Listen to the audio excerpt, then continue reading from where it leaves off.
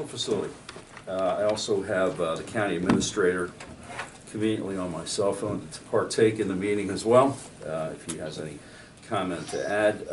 Commissioners, I'm here before you today to address two initiatives. The first initiative being comprehensive inmate health care at the correctional facility, as well as proceeding forward with a Vivitrol injection treatment program. It's a reentry initiative that we've already registered a grant, and what I'll be asking for is just to move forward on that. But to get to the comprehensive inmate health care, this is in response to an RFP that we drafted and announced on February 7th at your commissioners meeting regarding contracted health care at the facility. As a result of that RFP, we had 4 vendors, contract vendors, respond to the mandatory tour that we had on February 9th and February 19th. As a result of that tour, we had 3 of the 4 vendors respond with proposals by March 8th, which was the deadline. As of right now, I'm recommending, based on all the written proposals that we received, one proposal wasn't for comprehensive health care, it was only for a component. The other 2 vendors that responded, one did not. The other 2 vendors that responded submitted proposals for comprehensive inmate health care, which is a medical component, a mental health component, and also a dentistry component as well. So why we're here today is I would ask that we would move forward, and I'm asking your permission to move forward to the negotiation phase of signing a contract and formulating a contract with Prime Care Medical. And the reason I signed, or actually am recommending Prime Care Medical, they're a local-based company out of Harrisburg. They have over 30 years of experience. They started in 1986. They have over 74 correctional facilities with 2,300, is currently serving 2,300 inmates. 23,000, excuse me, thank you, Jamie. I knew that phone would come in handy somehow. But 23,000 inmates in 74 correctional facilities. They're the largest medical vendor in 4 PA counties in Pennsylvania. But they also serve facilities in West Virginia as well. They have a long-standing track record as far as delivering comprehensive and quality health care at rates that are affordable for respective counties that contract with them. Every neighboring county in proximity of Lebanon County surrounding us, we're like the hubcap without a contracted service. Lancaster, Dauphin, Berks, and Schuylkill all have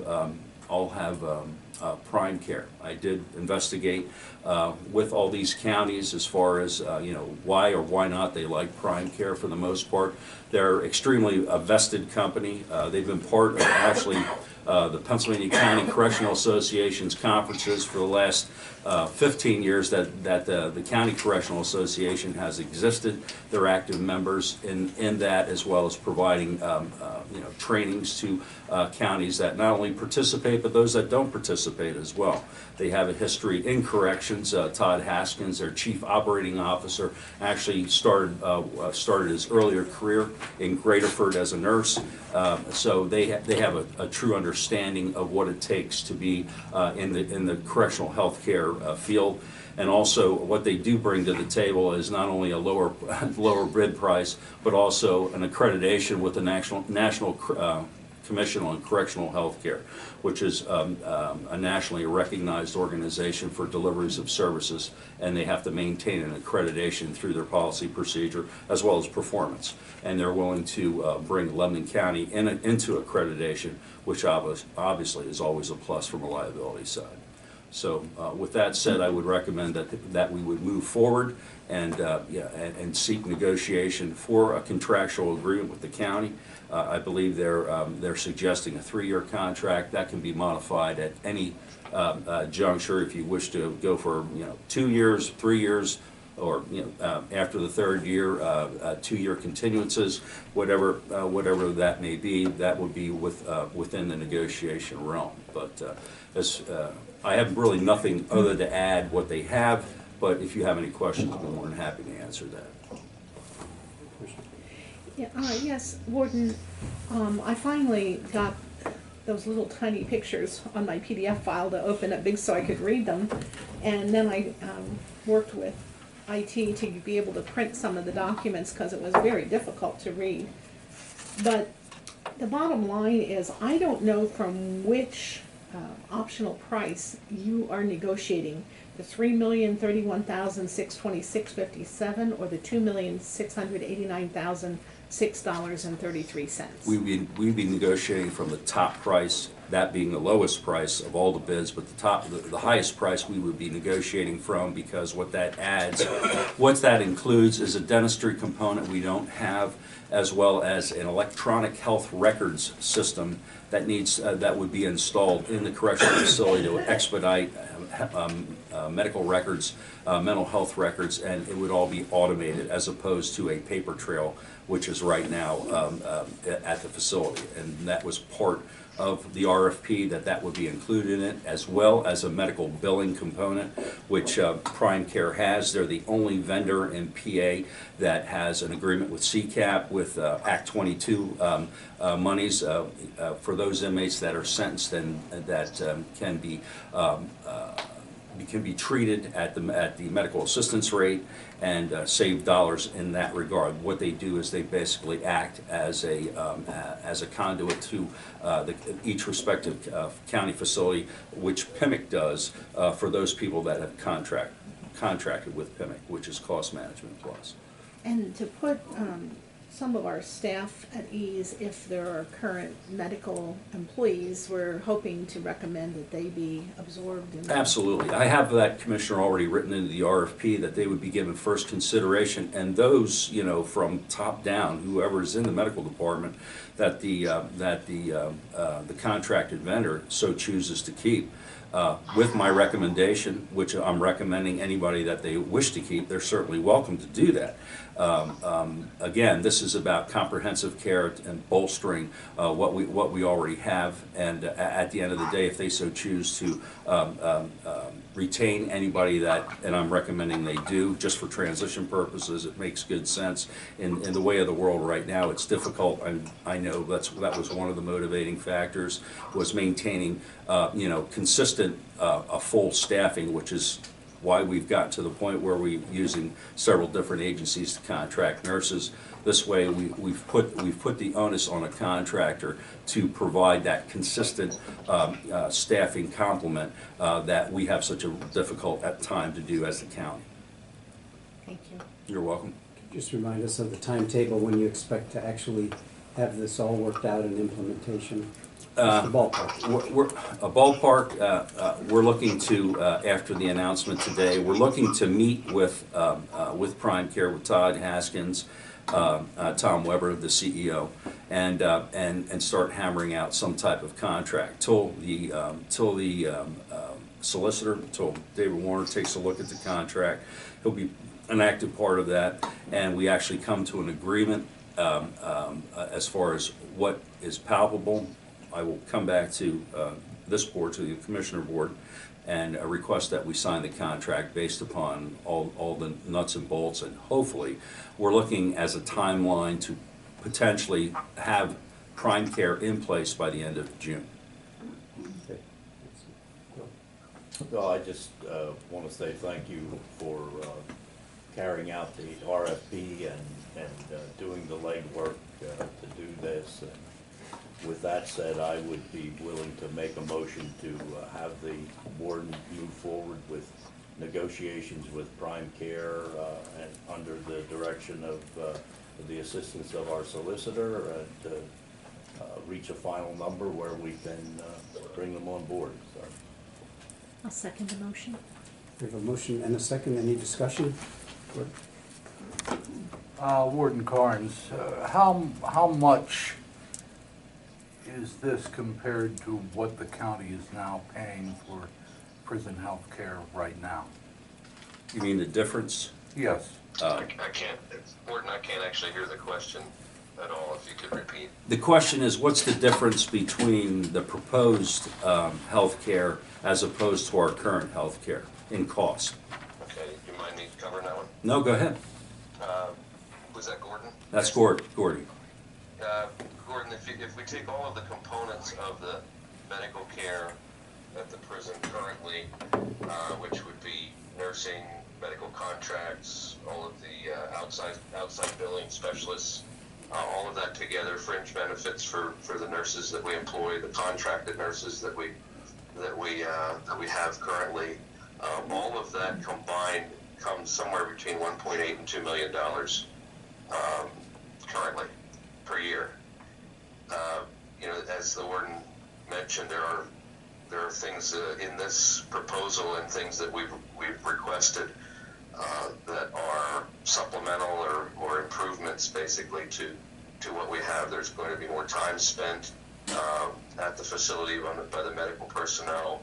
It may cut down on the number of transports to specialists if the things are done in-house.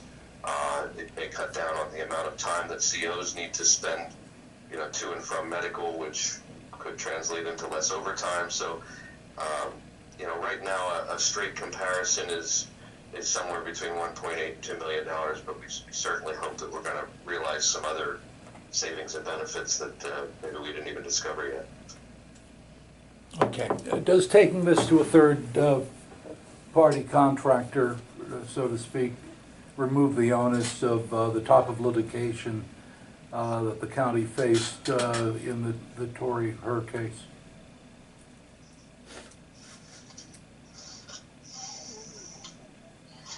Could Jamie hear it? I'm not sure. Jamie, could you hear that? No, I missed that too, sorry. Go ahead. With a third-party contractor as this, does this remove the onus of the type of litigation that the county faced in dealing with the Tory Her case? Yes. Yeah, there's a segment of the proposal and of the RFP that we demanded that they take on their own risk liability. In fact, they responded and said they do that routinely with all of their contracts. They're backed by the Lloyd's of London in terms of their bonding, and they also provide risk management individuals that they would provide to us to come to the prison to look at things to make sure that that we're reducing the risk as much as we can. And our carrier, Pennsylvania County Risk Pool, has and is willing to do the same thing. So, but to answer your direct question, yes, the liability shifts from what we have now to the contracted vendor. And just one other question, and perhaps this is a stupid one, but will there be daily visits by an actual physician? Either of us can answer that one. Warden, go ahead. The staff. I have too much stuff going on here. The staffing matrix that has been proposed has been provided for at least 40 hours for 2 mental health clinicians to be on duty, at least 15 hours by a doctor weekly, a medical physician, a psychiatrist for weekly. I can't recall the number of hours, but the staffing matrix is for 24/7 with an RN that's actually on duty, even on weekends, with 2 other nurses or nursing assistants. So, as far as the credentialed people that are going to be on site, there will be more credentialed individuals in the mental health in the healthcare industry than we currently have. That's correct. And to add to that, in addition to on-site, they are also incorporating telemedicine and telepsychiatry to the services, so they'll do it remotely. Thank you, I'm good. Very good. Thank you, Jane. Okay. We have any other questions or comment? Motion's on the floor. All in favor, please indicate by saying aye. Aye. Opposed, same sign. So moved. And my last request is that at last month's prison board meeting, and to bring people up to speed with the Vivitrol injection program that was presented by Drug and Alcohol Director Mr. Dunmoyer, that the prison board had agreed that we move forward in seeking a funding stream for an injection program, which we have applied for that grant, and I'm requesting that the commissioners would be in agreement that they would sign off on the grant so we could submit it by actually the April 12th deadline. We're expecting for that grant to drop, since it is a fiscal grant, by the end of June, hopefully, if in fact we qualify. But Jim, Director Dunmoyer, I should say, is bent on starting the program regardless. It would be managed by the RAISE project, that in the same group that manages Cumberland County's injection program. I feel it would be an advantage for, as a reentry initiative to provide this injection treatment, and it is a voluntary treatment, and it's been proven to be effective. I know the Department of Corrections is actually the origin of the funds, and PCCD is the management of the funds. So I request that the commissioners consider moving forward and signing off on the grant so we can move forward. I'll make a motion to move forward with the Vivitrol grant. Second. We have a motion and a second, and you mentioned reentry a couple times. Do you want to just define when you say reentry for the folks? Reentry is for those inmates that are awaiting discharge to the street and or to an intermediate punishment program, or actually just they have served their sentence. I mean, and this is where not only where the facility comes into play, but also we do have a reentry coalition with a lot of vested members in that are interested in those people that are coming back into society.